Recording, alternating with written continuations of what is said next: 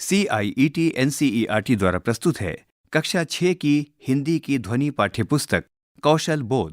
यह पुस्तक व्यावसायिक शिक्षा गतिविधि पुस्तिका पर आधारित है। पृष्ठ संख्या 1, भाग 1, जीव रूपों के साथ कार्य करना। यहाँ एक चित्र है जिसमें कुछ छात्र छात्राएं जीव रूपों के साथ कार्य कर रहे हैं। पृष्ठ संख्या 2, जीव रूपों में पृथ्वी पर सभी सजीव वस्तुएं सम्मिलित हैं।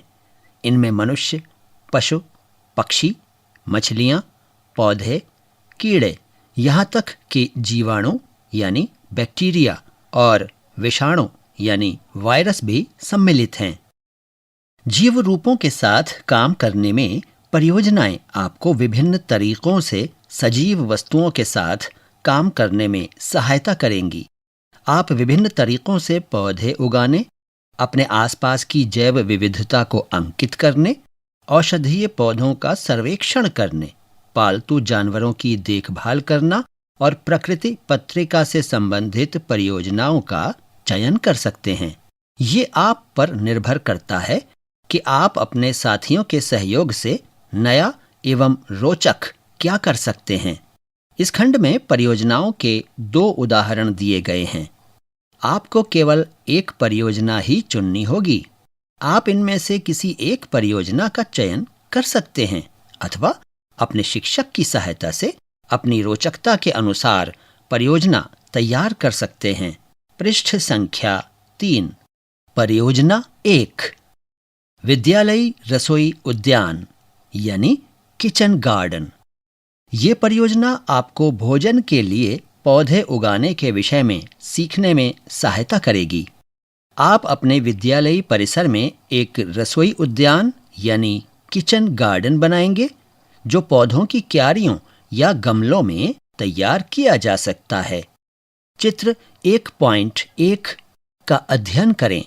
परियोजना कार्य करने के पश्चात आप निम्नलिखित कार्य करने में सक्षम होंगे: उपकरणों और सामग्रियों के विषय में जानने में, खेत, बगीचे, नर्सरी का भ्रमण करने में, वर्मी कंपोस्ट बनाने में, विद्यालयी रसोई उद्यान की व्यवस्था और रखरखाव की योजना बनाने में, पौधों की सुरक्षा, रसोई उद्यान के उपाय, देखभाल और रखरखाव के बारे में जानने में, फसल की कटाई में। यहाँ एक चित्र दिया गया है। चित्र 1.1, विद्यालयी रसोई उद्यान यानी किचन गार्डन। यहाँ एक चित्र है। इसमें छात्र छात्राएं विद्यालयी रसोई उद्यान में कार्य कर रहे हैं।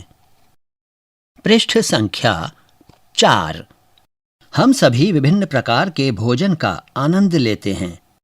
हम में से कुछ लोग ताजे फल और सब्जियां, कुछ शाक यानी हर्ब्स और मसालों के साथ पकी हुई सब्जियां और कुछ अचार एवं टमाटर सॉस जैसे संरक्षित खाद्य पदार्थ यानी प्रिजर्व्ड फूड के साथ खाना पसंद करते हैं।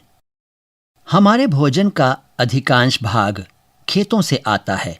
सब्जियां यानी बैंगन, ककड़ी और मिर्च अथवा शाक यानी हर्ब्स, धनिया और पुदीना रसोई उद्यान यानी किचन गार्डन में उगाई जा सकती हैं। रसोई उद्यान यानी किचन गार्डन को सब्जियों के उद्यान के रूप में भी जाना जाता है। ये एक ऐसा उद्यान होता है जिसमें फल, सब्जियां और शाक यानी हर्ब्स उगाई जाती हैं। उद्यान से प्राप्त उत्पादन अथवा उपज सामान्यतः एक परिवार की आवश्यकताओं को पूरा करने के लिए पर्याप्त होती है। इस परियोजना में आप अपने विद्यालय में भोजन के लिए पौधे उगाने के विषय में सीखेंगे। आप अपने विद्यालय परिसर में एक रसोई उद्यान बनाएंगे जो पौधों की क्यारियों अथवा गमलों में हो सकता है। चित्र 1.1 का अध्ययन करें। मैं क्या कर पाऊंगा? मैं क्या कर पाऊंगी? परियोजना कार्य करने के पश्चात आप ये कार्य करने में सक्षम होंगे। 1. सामान्य बागवानी औजारों, उपकरणों और सामग्रियों की पहचान करने और उनके उपयोग का वर्णन करने में। 2. बागवानी उपकरणों का उपयोग करके विद्यालय के मैदान पर या गमलों में मिट्टी तैयार करने में। 3. बीज या पौधों का रोपण सीखेंगे। पानी, खाद और उर्वरकों का उपयोग करके पौधों या बीजों की वृद्धि में उनकी सहायता करने में। 4. रसोई उद्यान में पौधों को बाढ़ और जैविक कीटनाशकों की सहायता से सुरक्षित रखने में। 5. रसोई उद्यान अथवा गमलों में सब्जियां या शाक यानी हर्ब्स की कटाई करने में। मुझे किन वस्तुओं की आवश्यकता होगी? इस परियोजना को पूरा करने के लिए आपको विभिन्न उपकरणों और सामग्रियों की आवश्यकता होगी। आइए सबसे पहले इनके विषय में जानने का प्रयास करते हैं। तालिका 1.1 का अध्ययन कीजिए। पृष्ठ संख्या 5। तालिका 1.1। रसोई उद्यान में पौधों की खेती के लिए उपयोग किए जाने वाले सामान्य उपकरण अथवा सामग्री। चित्र। उपयोग। 1. खुरपी यानी गार्डन ट्रॉवेल। खुरपी का चित्र। इसका उपयोग मिट्टी खोदने और पौधे रोपने के लिए किया जाता है। 2. Hand cultivator. हैंड कल्टीवेटर का चित्र। इस उपकरण का उपयोग मिट्टी को नरम करने, खरपतवार हटाने और मिट्टी में खाद मिलाने के लिए किया जाता है। 3. हजारा यानी रोज अटैचमेंट या होज पाइप। हजारा का चित्र। इसका उपयोग क्यारियों या गमलों में नवांकुर और पौधों को पानी देने के लिए किया जाता है। 4. बागवानी दस्ताने। रबर से बने बागवानी दस्तानों का चित्र। इसका उपयोग हाथों की सुरक्षा और उपकरणों पर मजबूत पकड़ प्रदान करने के लिए किया जाता है। 5. बागवानी कैंची। बागवानी कैंची का चित्र। इसका उपयोग बगीचे में शाखाएं, झाड़ियां एवं तना काटने के लिए किया जाता है। पृष्ठ संख्या 6। 6. बीज नवांकुर, कंद, प्रकंद, कलम आदि के चित्र। इनका उपयोग बगीचे में पौधे उगाने के लिए किया जाता है। 7. गमले की मिट्टी अथवा मिश्रण यानी गमले के लिए मिश्रण खाद, परलाइट, वर्मीक्यूलाइट, मिट्टी और कॉयर या पीट मॉस जैसी सामग्री से तैयार किया जाता है। गमले की मिट्टी का चित्र। इस सामग्री का उपयोग डिब्बों यानी कंटेनरों या गमलों को भरने के लिए किया जाता है। 8. जैविक मल्चिंग सामग्री जैसे अनाज का भूसा, पत्ती की खाद, कटी हुई पत्तियां, कटी हुई घास आदि। कटी हुई घास आदि का चित्र। इनका उपयोग नमी बनाए रखने और खरपतवारों की वृद्धि को रोकने के लिए किया जाता है। 9. पौधों के सूचक पत्र यानी लेबलिंग। पौधों के सूचक पत्र का चित्र। इनका उपयोग बगीचे में विभिन्न पौधों की पहचान करने के लिए किया जाता है। 10. पुराने पाइप, पॉलीविनाइल क्लोराइड यानी पीवीसी पाइप, लकड़ी की डंडियां, बांस के खंभे, धातु के खंभे और रस्सी। पुराने पाइप आदि का चित्र। इनका उपयोग सुरक्षात्मक बाड़ बनाने के लिए किया जाता है। 11. कूड़ेदान और तिरपाल, पुराने मोटे कपड़े का टुकड़ा। कूड़ेदान आदि का चित्र। इनका उपयोग खाद या वर्मी कंपोस्ट तैयार करने के लिए किया जाता है। 12. नीम की पत्तियां और जेरी कैन, बड़ी बोतल। नीम की पत्तियों आदि का चित्र। इन सामग्रियों का उपयोग जैविक कीटनाशक तैयार करने के लिए किया जा सकता है। कीटनाशक का उपयोग पौधों से हानिकारक कीटों या कीड़ों को मारने या दूर रखने के लिए किया जाता है। 13.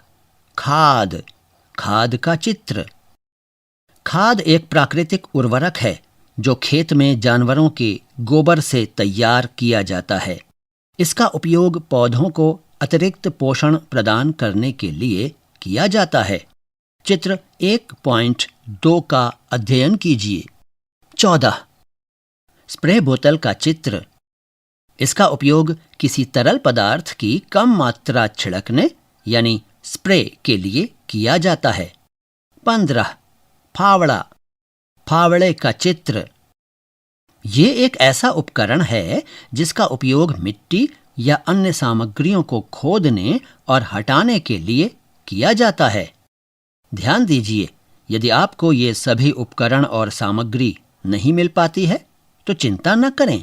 आप अपने शिक्षक या विशेषज्ञ से विकल्प के बारे में पूछ सकते हैं। पृष्ठ संख्या 8। क्या आप जानते हैं, चित्र 1.2 में एक भैंस और कुछ व्यक्ति दिखाए गए हैं। ये व्यक्ति उस भैंस का गोबर इकट्ठा कर रहे हैं।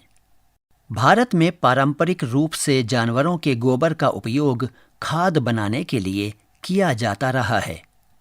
मैं स्वयं और दूसरों को कैसे सुरक्षित रखूं? रसोई उद्यान में कार्य करते समय कुछ मुख्य सावधानियां हैं। 1. अपने शिक्षक से गमला उठाने के सही तरीके के विषय में पूछिए। यदि आपको लगता है कि गमला बहुत भारी है तो किसी की सहायता लीजिए। इसे अकेले उठाने की कोशिश न करें। चित्र 1.3। 2. अपनी त्वचा की सुरक्षा के लिए उपकरणों और सामग्रियों का प्रयोग करते समय दस्ताने पहनिए। सुनिश्चित कीजिए कि ये पूर्णतः आपके हाथों के आकार के अनुसार होने चाहिए ताकि उपकरणों पर आपकी पकड़ मजबूत हो। 3. बागवानी उपकरणों और सामग्रियों का उपयोग करते समय सामग्री के सुरक्षित उपयोग के लिए दिए गए निर्देशों का पालन कीजिए। 4. प्रदर्शन के दौरान सही उपयोग और तकनीकों को समझने पर ध्यान दीजिए। 5. यदि आप किसी उपकरण का उपयोग करने के तरीके के बारे में अनिश्चित हैं तो किसी न किसी की सहायता अवश्य लीजिए। चित्र 1.3। बागवानी करते समय सुरक्षित रहिए। गमला सावधानी से उठाइए। औजारों का सही ढंग से उपयोग कीजिए। दस्ताने और एप्रन का उपयोग कीजिए और सामग्री के सुरक्षित उपयोग के लिए उपलब्ध निर्देश पढ़िए। चित्र 1.3 में कुछ छात्र छात्राएं बागवानी कर रहे हैं।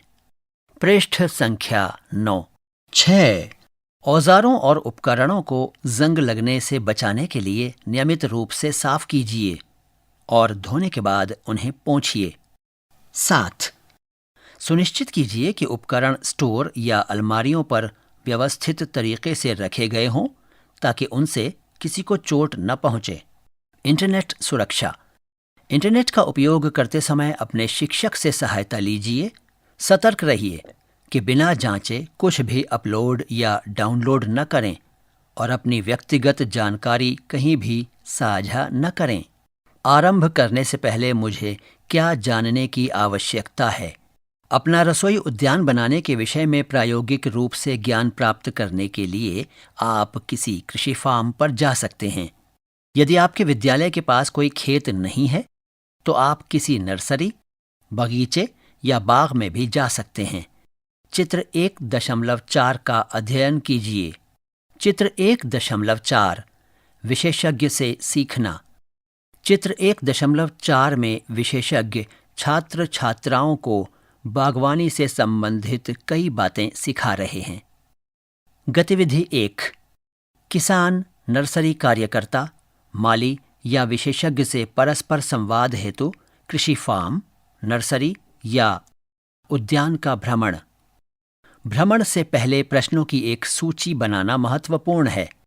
उदाहरण के तौर पर कुछ प्रश्न दिए गए हैं। आप दिए गए प्रश्नों के अतिरिक्त अन्य प्रश्नों को भी पूछ सकते हैं। आप भ्रमण करने के बाद प्रश्नों के उत्तर देंगे। 1. कौन कौन से पौधे उगाए जा रहे हैं? उसको अंकित करने के लिए खाली स्थान दिया गया है। पृष्ठ संख्या 10। 2. क्या सभी पौधे एक ही समय पर लगाए गए थे? यदि नहीं तो क्यों? खाली स्थान। 3. क्या रसोई उद्यान में सभी पौधे उगाए जा सकते हैं? हाँ या नहीं? खाली स्थान। 4. बुवाई या रोपण के लिए मिट्टी कैसे तैयार की जाती है? खाली स्थान। 5. पौधों को मिट्टी से मिलने वाले पोषण के अतिरिक्त पोषण किस प्रकार प्रदान किया जाता है? खाली स्थान। 6. पौधों को जानवरों और कीटों से किसी भी प्रकार के नुकसान से कैसे बचाया जा सकता है? खाली स्थान। पृष्ठ संख्या 11। 7. अपने भ्रमण के दौरान आपने कौन सी 2 सबसे रोचक बातें सीखीं? खाली स्थान। अपने साथियों और शिक्षक के साथ अवलोकनों पर चर्चा कीजिए और भ्रमण के बाद पौधे उगाने के विषय में आपने जो सीखा उसे उल्लेखित कीजिए। क्या आप जानते हैं, प्राचीन भारत में कृषि और पौधों के जीवन के विज्ञान को बहुत महत्व दिया जाता था, क्योंकि तब मुख्य कार्य खेती और पशुओं का पालन पोषण था। पौधों के स्वास्थ्य, वृद्धि और रोगों के उपचार से संबंधित सारभूत ज्ञान और अनुभव को वृक्षायुर्वेद, पेड़ों के लिए आयुर्वेद नामक ग्रंथ में प्रलेखित किया गया था। वृक्षायुर्वेद के एक ही नाम से 2 ग्रंथ थे, एक सालिहोत्रा लगभग 400 ईसा पूर्व और दूसरा सुरपाल 1000 ईस्वी द्वारा लिखा गया था। सुरपाल के वृक्षायुर्वेद की ताड़ के पत्ते पर लिखी पांडुलिपि की एकमात्र मौजूदा प्रति ऑक्सफोर्ड विश्वविद्यालय में संरक्षित है। ये पाठ पौधों की कई प्रजातियों की खेती, जल प्रबंधन, मिट्टी संरक्षण, उर्वरक और पौधों को प्रभावित करने वाली विभिन्न बीमारियों और उनके उपचार से संबंधित है। वृक्षायुर्वेद में सुरपाल ने बिल्व, बेल या स्टोन एप्पल, न्यग्रोध, बरगद, अश्वत्थ, अंजीर या टिग और नीम जैसे पवित्र पेड़ों के रोपण का वर्णन किया है। ये वेद कहता है कि वृक्ष लगाना मानव जीवन के अनेक लक्ष्यों में से एक को प्राप्त करना है। जलवायु परिवर्तन, मिट्टी के कटाव और बढ़ती स्वास्थ्य संबंधी चिंताओं के कारण वृक्षायुर्वेद जैसे ग्रंथों में निहित पारंपरिक ज्ञान में नए सिरे से रुचि उत्पन्न हुई है। इस ज्ञान का उपयोग मिट्टी के पोषक तत्वों को बनाए रखने, अच्छी कृषि पद्धतियों को बढ़ावा देने और जैव विविधता को संरक्षित करने के लिए किया जा सकता है। पृष्ठ संख्या 12। मुझे क्या करना है? पौधे की वृद्धि की प्रक्रिया। यहाँ एक चित्र है, इसमें पौधे की वृद्धि की प्रक्रिया को समझाया गया है। 1. उपकरण, औजारों एवं सामग्री की व्यवस्था। यहाँ उपकरण, औजारों और सामग्री की व्यवस्था करने के तरीके समझाए गए हैं। 2. Vermi compost. यहाँ छात्र छात्राओं द्वारा वर्मी कंपोस्ट तैयार करना समझाया गया है। 3. यहाँ भूमि तैयार करना, खाद डालना एवं बीज बोना समझाया गया है। 4. निराई। इस चित्र में एक छात्र और एक छात्रा निराई कर रहे हैं। 5. बाड़ की व्यवस्था। इस चित्र में छात्र छात्राएं बाड़ लगा रहे हैं। 6. पौधों की देखभाल। इस चित्र में छात्र छात्राएं पौधों की देखभाल कर रहे हैं। 7. उपज कटाई। इस चित्र में छात्र छात्राएं उपज की कटाई के बाद खुशी मना रहे हैं। पृष्ठ संख्या 13। जैसा कि आप चित्र 1.5 में समझ सकते हैं, रसोई उद्यान में पौधों को बढ़ने में सहायता करने के लिए सावधानीपूर्वक देखभाल की आवश्यकता होती है।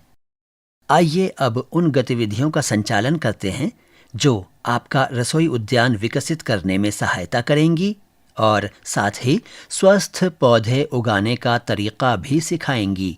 गतिविधि 2. विद्यालय के रसोई उद्यान की योजना तैयार करना। सर्वप्रथम भूमि क्षेत्र को मापने और रसोई उद्यान के विभिन्न घटकों को तय करने की आवश्यकता है। चित्र 1.6 का अध्ययन कीजिए। कुछ महत्वपूर्ण निर्णय लेने की भी आवश्यकता है। नीचे दिए गए प्रश्न आपको रसोई उद्यान की योजना बनाने में सहायता करेंगे। 1. क्या आप अपने विद्यालय में उपलब्ध भूमि या गमलों या दोनों में रसोई उद्यान तैयार करने जा रहे हैं? खाली स्थान। 2. आप अपने रसोई उद्यान के क्षेत्रफल की गणना कैसे करेंगे? खाली स्थान। चित्र 1.6 रसोई उद्यान किचन गार्डन तैयार करना। यहाँ छात्र छात्राएं रसोई उद्यान तैयार कर रहे हैं। अपने रसोई उद्यान के स्थान का चयन करते समय आपको कुछ बातों पर विचार करना चाहिए, जैसे सूरज की रोशनी, जल निकासी और पौधों के मध्य दूरी, ताकि पानी देते समय आप सभी पौधों तक पहुंच सकें। पृष्ठ संख्या 14। 3. उद्यान के लिए स्थान चुनते समय आपने किन कारकों पर विचार किया? खाली स्थान। पौधों की वृद्धि के लिए पोषक तत्वों की आवश्यकता। पौधों को वृद्धि के लिए पोषक तत्वों की आवश्यकता होती है। पोषक तत्व विशिष्ट तत्वों को संदर्भित करते हैं, जैसे नाइट्रोजन, फास्फोरस, पोटाश आदि। पौधे इन्हें अपनी वृद्धि और विकास के लिए मिट्टी से अवशोषित करते हैं। पौधों में पोषक तत्वों की आपूर्ति के लिए जैविक उर्वरक जैसे खाद, कंपोस्ट, वर्मी कंपोस्ट और हरी खाद तथा अकार्बनिक उर्वरक जैसे यूरिया और सुपर फॉस्फेट का उपयोग किया जाता है। आप ऐसे शाक या पत्तेदार सब्जियों को उगाने पर विचार कर सकते हैं जो कम समय में तैयार हो जाती हैं। उदाहरण के लिए आप धनिया, पुदीना, पालक या अन्य पत्तेदार सब्जियां उगा सकते हैं, ताकि आप अपने उद्यान से उपज जल्दी प्राप्त कर सकें। ये शाक या पत्तेदार सब्जियां स्वास्थ्य के लिए भी बहुत लाभदायक होती हैं, क्योंकि ये विटामिन और खनिजों का एक अच्छा स्रोत होती हैं। अब अपने रसोई उद्यान के लिए पौधों का चयन कीजिए और बुवाई या रोपण के लिए बीज या पौधे की व्यवस्था कीजिए। गतिविधि 3. वर्मी कंपोस्ट तैयार करना। वर्मी कंपोस्ट तैयार करने की कई विधियां हैं। ऐसी ही एक विधि का वर्णन दिया गया है। इस गतिविधि में आप सीखेंगे कि वर्मी कंपोस्ट कैसे बनाया जाता है। आप इंटरनेट पर अन्य तरीके भी ढूंढ सकते हैं या किसानों और अन्य विशेषज्ञों से सलाह ले सकते हैं। 1. वर्मी कंपोस्ट प्लास्टिक, लकड़ी या किसी अन्य जल प्रतिरोधी सामग्री से बने डिब्बे में तैयार किया जाता है। कूड़ेदान को तिरपाल या पुराने मोटे कपड़े के टुकड़े से ढकना चाहिए। अतिरिक्त पानी निकालने के लिए इसके तल में बहुत सारे छोटे छोटे छिद्र करने चाहिए। पृष्ठ संख्या 15। 2. कंपोस्ट डिब्बे में अपशिष्ट भरा होना चाहिए, जैसे रसोई का कचरा, गिरे हुए पत्ते और उद्यान का अन्य कचरा या कोई भी जैविक कचरा। आप अपने विद्यालय में मध्याह्न भोजन से प्राप्त किसी भी अपशिष्ट का उपयोग कर सकते हैं। इसके अतिरिक्त इसे घर या पास के ढाबे या रेस्तरां से ला सकते हैं। कचरे की इन परतों को वर्मी बेडिंग मटेरियल कहा जाता है। 3. अब वर्मी बेड को नम करने के लिए पानी डालिए। ये शिक्षक के निर्देशानुसार कीजिए। 4. लाल केंचुए आइसेनिया फेटिडा को वर्मी बेड के ऊपर डाला जाना चाहिए, जिससे वो उसमें बिल बना सके। चित्र 1.7। आप खेत या नर्सरी से केंचुए प्राप्त कर सकते हैं। 5. कंपोस्ट डिब्बे में केंचुओं को रसोई अपशिष्ट पदार्थ जैसे फलों और सब्जियों के छिलके, कॉफी के अवशेष, अंडे के छिलके और गैर चिकनाई वाले खाद्य अपशिष्ट खिलाने चाहिए। मांस, डेयरी या तैलीय खाद्य पदार्थ और खट्टे फल डालने से बचिए, क्योंकि वे कीटों को आकर्षित कर सकते हैं या अपशिष्ट पदार्थों में उत्पन्न कृमि को नुकसान पहुंचा सकते हैं। 6. क्यारी पर आवश्यकतानुसार पानी का छिड़काव कर उसे नम रखा जाना चाहिए, लेकिन जल भराव नहीं होना चाहिए। नमी बनाए रखने और कीटों को रोकने के लिए इसे ढक्कन से ढकना चाहिए। 7. जब वर्मी कंपोस्ट काला, भुरभुरा और मिट्टी जैसा हो जाए तो उसे डिब्बे के नीचे से निकाला जा सकता है, जो कि सामान्यतः कुछ ही महीनों में तैयार हो जाता है। चित्र 1.7 का वर्मी कंपोस्ट तैयार करने के लिए केंचुए। यहाँ वर्मी कंपोस्ट तैयार करने के लिए केंचुए हथेलियों में रखे हुए हैं। चित्र 1.7 ख बचे हुए भोजन के अवशेषों का उपयोग कर तैयार किया गया वर्मी कंपोस्ट। यहाँ बचे हुए भोजन के अवशेषों का उपयोग करके तैयार किए गए वर्मी कंपोस्ट को हथेलियों में लिया गया है। पृष्ठ संख्या 16। क्या आप जानते हैं, यदि केंचुए उपलब्ध नहीं हैं, तो आप वर्मी कंपोस्टिंग से थोड़ी अलग प्रक्रिया का उपयोग करके खाद बना सकते हैं। आप इंटरनेट पर ठोस अपशिष्ट से वर्मी कंपोस्टिंग लिखकर खाद बनाने की प्रक्रिया खोज सकते हैं। प्रश्न आपके अधिगम की जांच करने में सहायता करेंगे। 1. वर्मी कंपोस्ट बनाने के लिए आपने किन सामग्रियों का उपयोग किया? खाली स्थान। 2. आपने कूड़ेदान में किस प्रकार के खाद्य अवशेष डाले? खाली स्थान। 3. समय के साथ आपने कंपोस्ट डिब्बे में क्या परिवर्तन देखे? खाली स्थान। पृष्ठ संख्या 17। गतिविधि 4। रोपण के लिए रसोई उद्यान तैयार करना।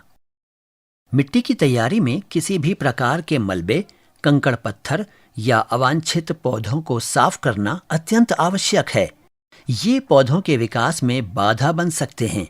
इसके साथ ही इस चरण में सुनिश्चित करना है कि आपके पौधों की वृद्धि के लिए उन्हें पर्याप्त पोषण और उचित वातावरण मिले।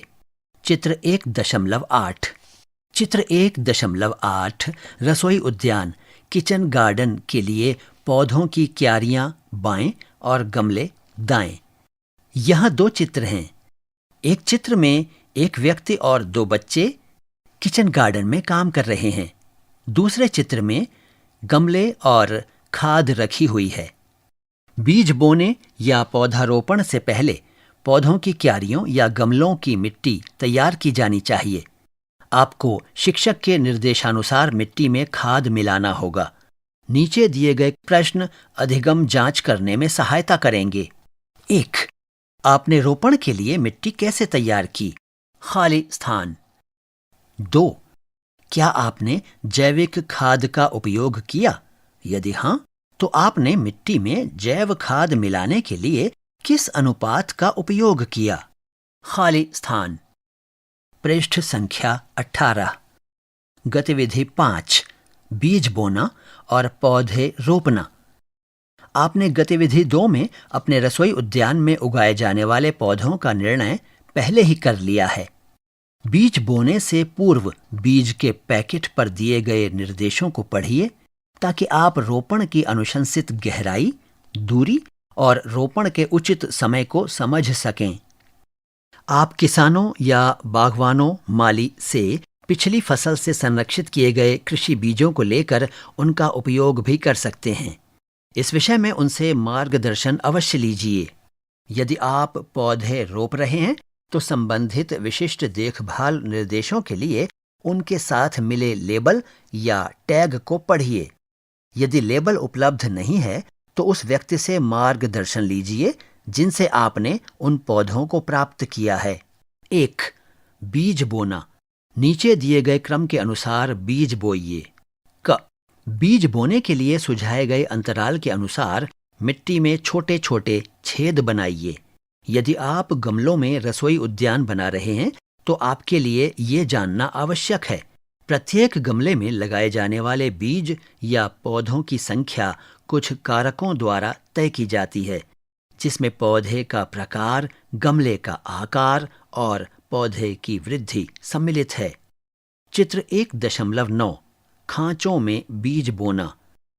इस चित्र में एक व्यक्ति खांचों में बीज बो रहा है। ख. बीज को आपके द्वारा बनाए गए छेदों में डालें। यदि बीज बहुत छोटे हैं तो उन्हें मिट्टी की सतह पर समान रूप से छिड़किए। चित्र 1.9 का अध्ययन कीजिए। ग. अनुशंसित रोपण गहराई का पालन करते हुए बीजों को हल्के से मिट्टी से ढक दीजिए। घ बीज और मिट्टी के बीच अच्छा संपर्क सुनिश्चित करने के लिए मिट्टी को हल्के से दबाइए।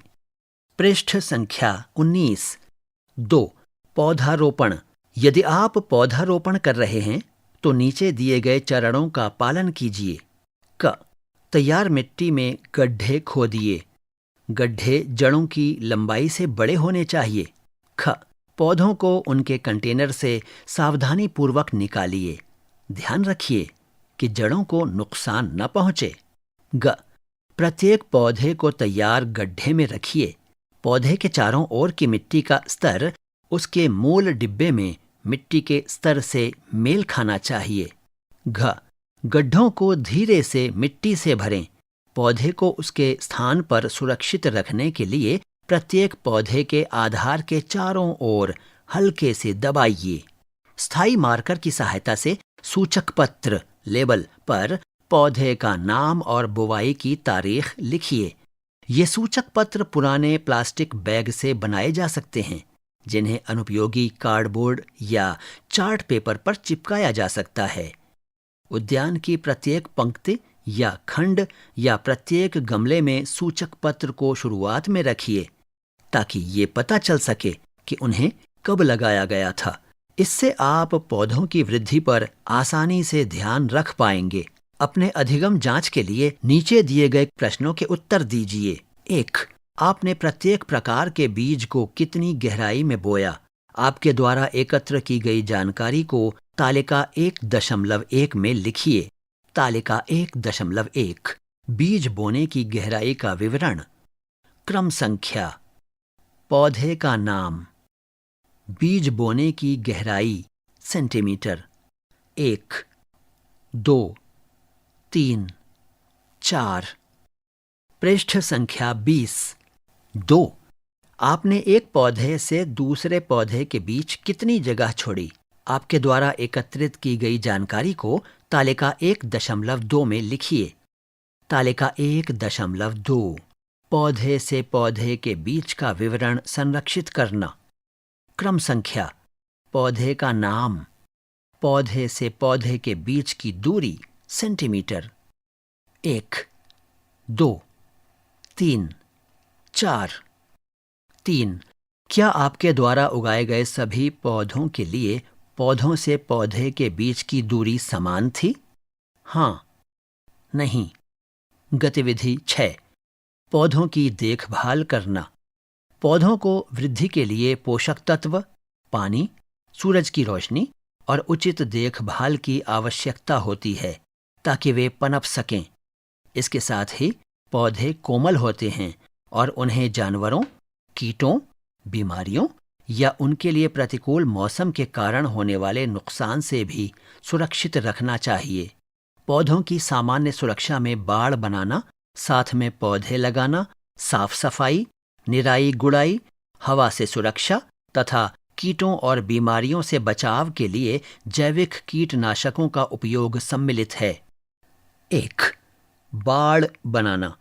आपको पौधों को जानवरों और उन लोगों से सुरक्षित रखना होगा जो उन पर पैर रख सकते हैं। आप अपने रसोई उद्यान के चारों ओर बाड़ बनाकर ऐसा सुनिश्चित कर सकते हैं। क. बाड़ को बांस या स्थानीय रूप से उपलब्ध सामग्री का उपयोग करके बनाया जा सकता है। ख. उस क्षेत्र की लंबाई चौड़ाई को मापिए जिसमें बाड़ लगाने की आवश्यकता है। ग. क्षेत्र का एक रेखा चित्र बनाइए और तय कीजिए कि बाड़ कहाँ लगाई जानी है। घ.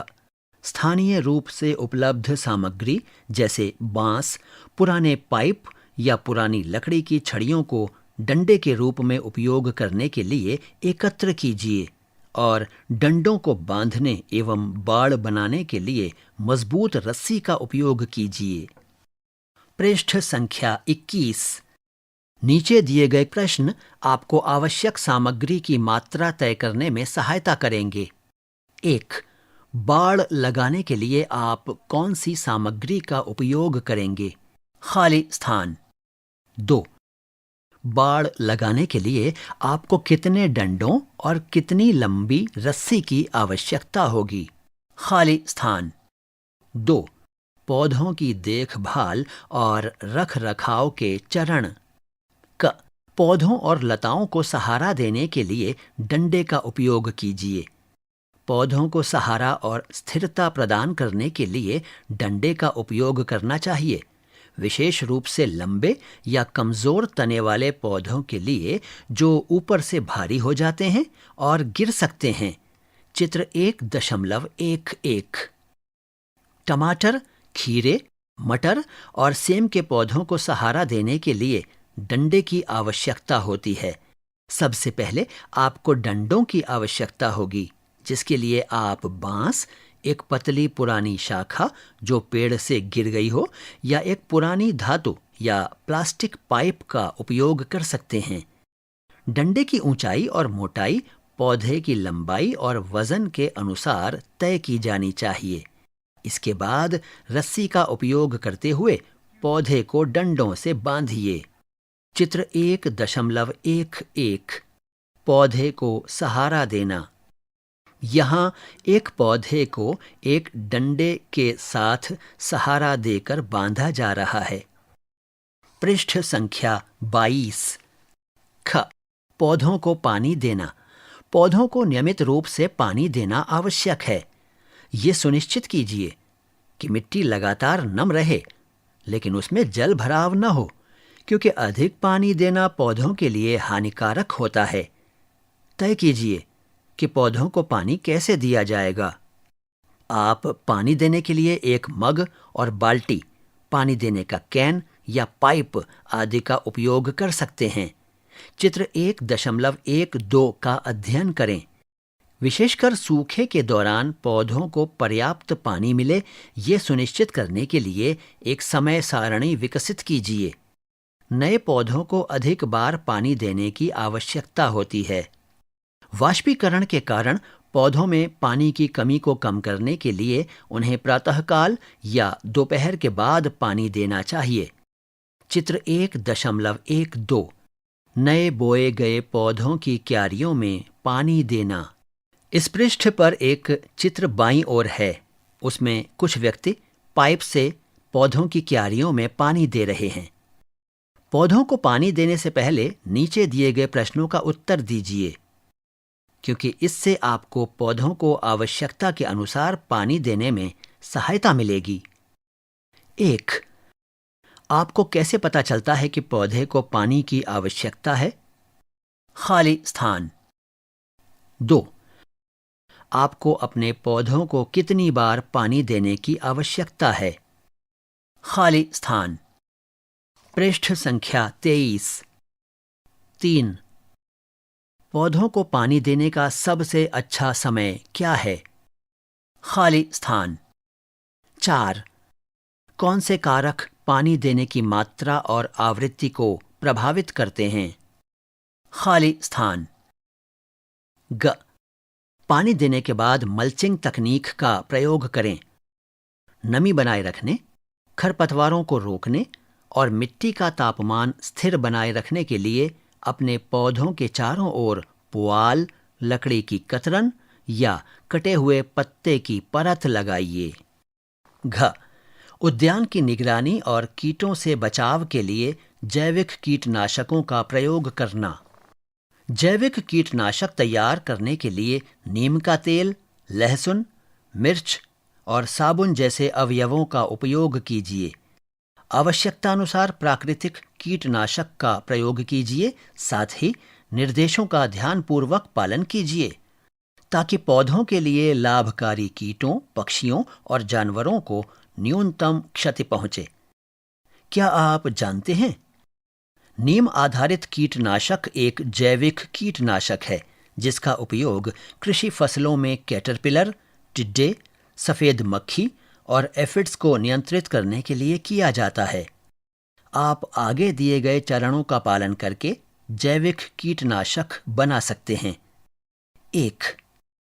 500 ग्राम नीम की पत्तियां लीजिए, यदि संभव हो तो आप स्थानीय कृषि विज्ञान केंद्र या कृषि अनुसंधान केंद्र के विशेषज्ञ से किसी अन्य कड़वे पौधे की पत्तियां लेने के बारे में जानकारी ले सकते हैं।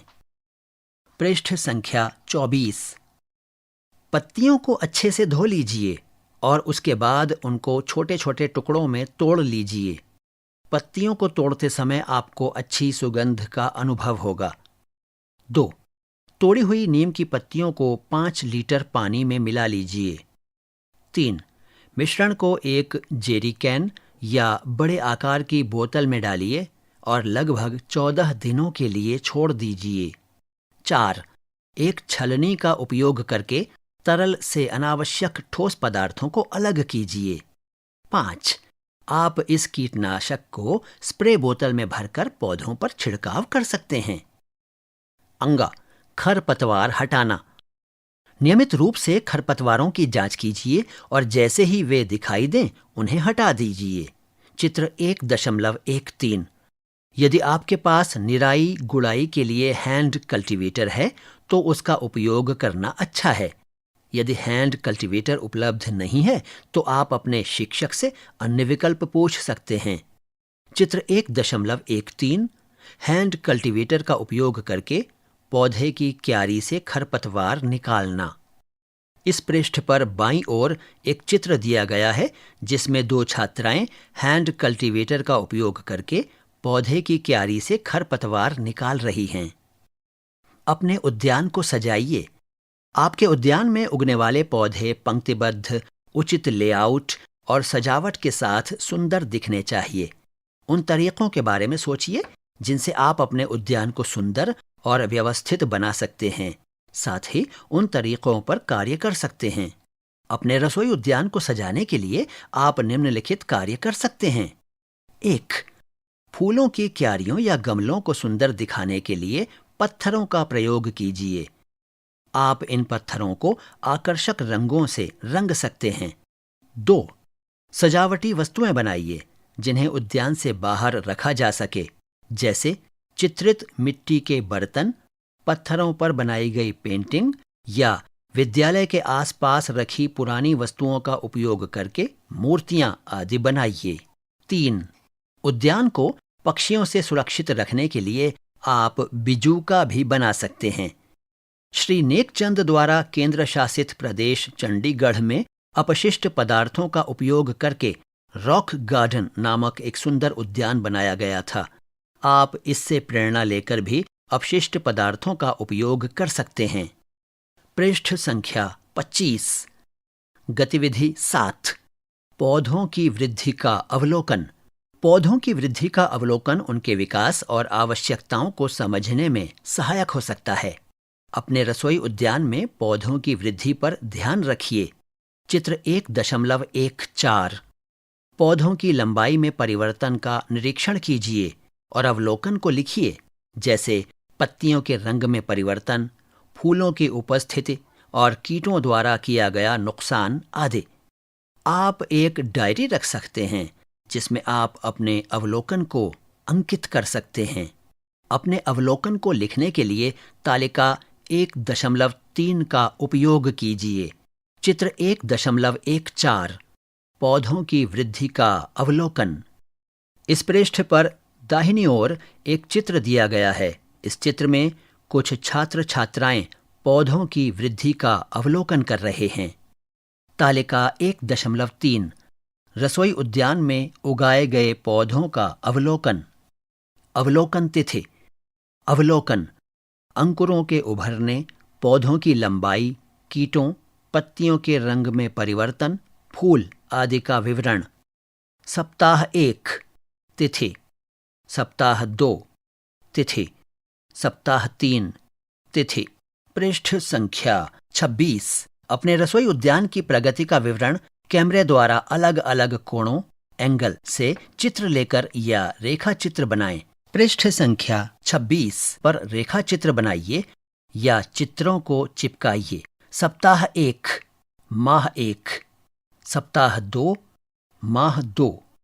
पृष्ठ संख्या 27। फसल की कटाई। उपभोग के लिए तैयार होने पर फसल की कटाई कीजिए।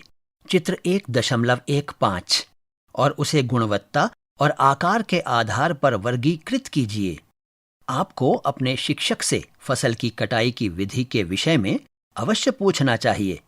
उदाहरण के लिए, साग और पालक जैसी हरी पत्तेदार सब्जियों के लिए बारंबार कटाई, मल्टीपल कटिंग का उपयोग कीजिए। बाहर की पत्तियों की कटाई कीजिए जबकि अंदर की पत्तियों को बढ़ने दीजिए। गाजर और मूली जैसी जड़ वाली सब्जियों के लिए पौधे की सतह के आसपास की मिट्टी को नरम रखिए और उन्हें हाथ या फावड़े की सहायता से बाहर निकालिए।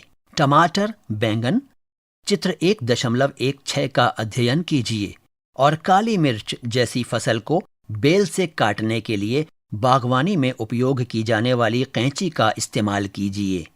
ऐसी फसलों को बेल से अलग करने के लिए काटिए, साथ ही छोटे तनों को लगे रहने दीजिए। किसी भी मलबे, बाहरी पदार्थ या क्षतिग्रस्त उत्पाद को हटा दीजिए ताकि केवल उच्च गुणवत्ता वाली उपज ही शेष रहे। चित्र 1.16। इस पृष्ठ पर नीचे की ओर 2 चित्र दिए गए हैं। पहले चित्र में बैंगन का पौधा एक गमले में लगा हुआ है। दूसरे चित्र में उगाए गए बैंगन रखे हैं। चित्र 1.15। अपने श्रम की उपज का आनंद लीजिए। इस पृष्ठ पर ऊपर की ओर एक चित्र दिया गया है। उस चित्र में एक बालक अपने श्रम की उपज का आनंद ले रहा है। पृष्ठ संख्या 28। इस पृष्ठ पर नीचे दिए गए क्रम के अनुसार प्रश्न आपके अधिगम की जांच करने में सहायता करेंगे। 1. आपने कौन सी फसल काटी? खाली स्थान। खाली स्थान। खाली स्थान। 2. आपको कैसे पता चला कि फसल कटाई के लिए तैयार थी? खाली स्थान। खाली स्थान। खाली स्थान। 3. पौधों की कटाई के लिए आपने किन उपकरणों का उपयोग किया? खाली स्थान। 4. कटाई के दौरान पौधों को नुकसान से बचाने के लिए आपने क्या सावधानियां बरतीं? खाली स्थान। 5. रसोई उद्यान से कटाई के बाद आपने उपज का क्या किया? खाली स्थान। पृष्ठ संख्या 29। गतिविधि 9। सब्जी मंडी का भ्रमण। स्थानीय सब्जी बाजार में जाइए, वहां सब्जियों और फलों का निरीक्षण कीजिए। विभिन्न सब्जियों और फलों के मूल्यों को लिखिए। अपने अवलोकन के आधार पर आपके द्वारा उगाई गई सब्जियों की मूल्य सूची तैयार कीजिए। तालिका 1.4 का अध्ययन कीजिए। तालिका 1.4 बाजार में सब्जी उपज की मूल्य सूची। सब्जी का नाम, कीमत। सब्जी का नाम, कीमत। 1, 2, 3, 4, 5, 6, 7, 8। गतिविधि 10। मूल्य निर्धारित करना।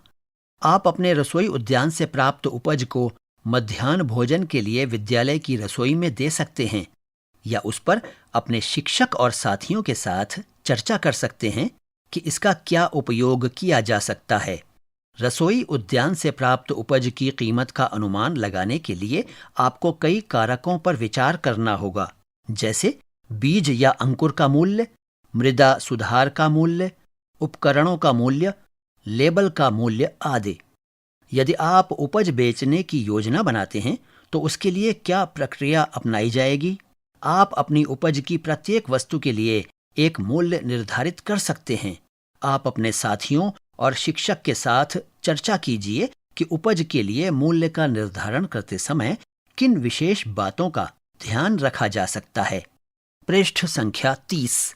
तालिका 1.5 में जानकारी लिखने के बाद मूल्य की गणना कैसे की जाए, ये जानने के लिए यहाँ एक सरल विधि प्रस्तुत की गई है।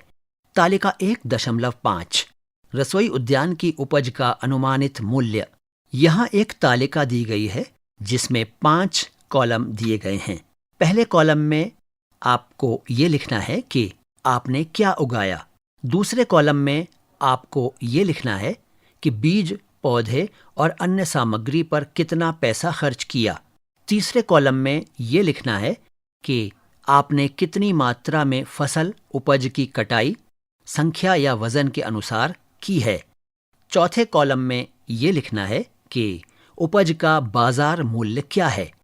पांचवें कॉलम में ये लिखना है कि आपको अपनी फसल उपज के लिए कितना पैसा मिलेगा। क्या आप जानते हैं कि पौधे बिना मिट्टी के भी उगाए जा सकते हैं? मनी प्लांट की एक टहनी लीजिए और इसे पानी से भरी एक पुरानी बोतल में रखिए। बोतल को तेज लेकिन अप्रत्यक्ष धूप अर्थात अधिक तापमान वाले स्थान पर रखिए। प्रत्येक सप्ताह पानी बदलना न भूलिए। ये करने के बाद देखिए कि मनी प्लांट की टहनी में क्या क्या परिवर्तन होता है। पृष्ठ संख्या 31। कृत्रिम बुद्धिमत्ता आर्टिफिशियल इंटेलिजेंस युक्त कुशल रसोई उद्यान। आप कृत्रिम बुद्धिमत्ता AI का उपयोग करके एक कुशल रसोई उद्यान का निर्माण कर सकते हैं। AI पौधों की पहचान करने, पौधों को पानी देने, पौधों की वृद्धि को अंकित करने, कीटों की पहचान करने आदि में आपकी सहायता करता है। AI का उपयोग करके योजना बनाना और विकसित करना। 1. उपयुक्त सब्जियों और शाक की खोज कीजिए और जानिए कि उन्हें कब लगाया जाना चाहिए। मोबाइल फोन पर AI ऐप्स आपके स्थान के अनुसार पौधों का सुझाव देते हैं। 2. सूरज की रोशनी और पौधों के मध्य की दूरी की आवश्यकताओं को ध्यान में रखते हुए उद्यान क्यारियों के लेआउट या गमलों के स्थान की योजना बनाइए। कुछ पौधे सुव्यवस्थित ढंग से विकसित होते हैं जब वे अन्य पौधों से घिरे होते हैं। इसके विपरीत कुछ पौधों को विकसित होने के लिए अधिक जगह की आवश्यकता होती है। रसोई उद्यान बनाना। 1. उभरी हुई क्यारियों या गमलों को उचित मात्रा में मिट्टी से भरिए और सुनिश्चित कीजिए कि अतिरिक्त पानी जमा न हो। 2.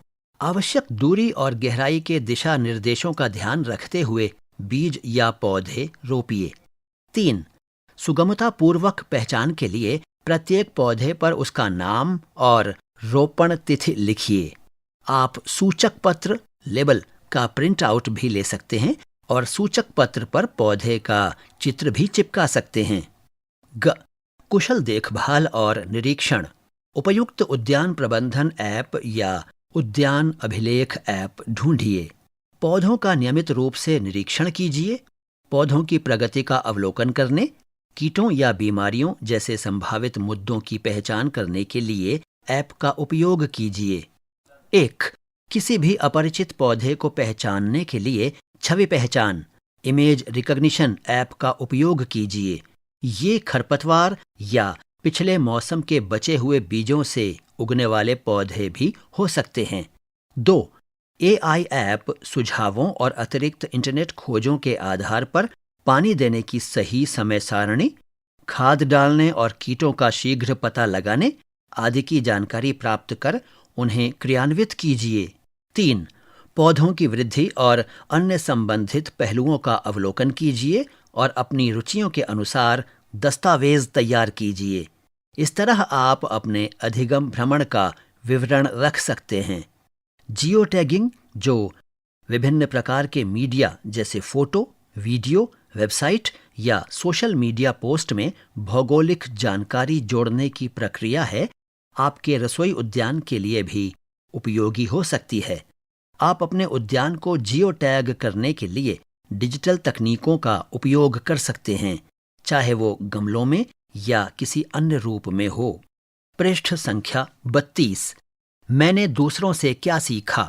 गतिविधि कार्य के दौरान 3 ऐसी महत्वपूर्ण बातें लिखिए जो आपने दूसरों से सीखी हैं। वे रसोई उद्यान बनाने, पौधों की देखभाल करने या दूसरों के साथ काम करने से संबंधित भी हो सकती हैं। अंकित करने के लिए खाली स्थान दिया गया है। मैंने क्या कार्य किया और इसमें कितना समय लगा। ये समझना महत्वपूर्ण है कि किसी गतिविधि को पूरा करने में कितना समय लगता है।